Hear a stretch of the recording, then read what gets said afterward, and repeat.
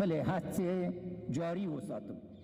محمد اشرف غني دلته پارک کې د منتخب ولسمشر په توګه د یوې بلې دورې لپاره لوړه وکړه. د ولسمشر غني لوړې په مراسمو کې د زلمي خلیلزاد په ګډون د 15 هیوادونو استازو ګډون کړی و. نوموړي د یاد مراسمو په لړ کې له سیاسیونو د مرستې غوښتنه وکړه او ویل چې د طالب زندانیانو خلاصون لپاره به یو فرمان صادر کړي.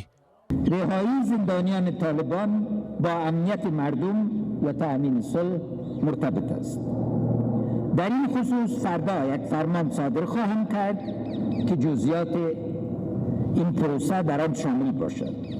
خوشبختانه به یک چوکاٹ دست یافته ایم که در بدل رهایی زندانیان در خشونت کاهش قابل ملاحظه و قابل پیمایش رونما می‌گردد. له ولسمشر غني سره هممهاله عبدالله هم دلته په سپیدار ماڼۍ کې د ولسمشر په توګه لوړه وکړه. عبدالله وایي چې له قید او شرط پرته چمتو دی چې له وسلوالو طالبانو سره مذاکرات وکړي او ژر به د مذاکراتو لپاره هیئت اعلان کړي. در هر عنوان لاندې د سولې پروسې یرغمل نیول او د دې لړۍ لا پیچلې کول د افغانستان له راتلونکي سره مرسته نه کوي.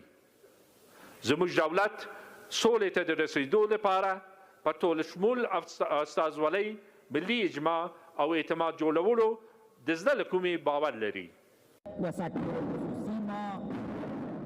د ولسمشر غني او عبدالله مراسمو په لړ کې ارګ او سپیدار ماڼۍ ته نږدې څو راکټونه ولګېدل، خو د غونډو نظم ساتلو په موخه دواړو ویناوالو خپل خبرو ته دوام ورکړ.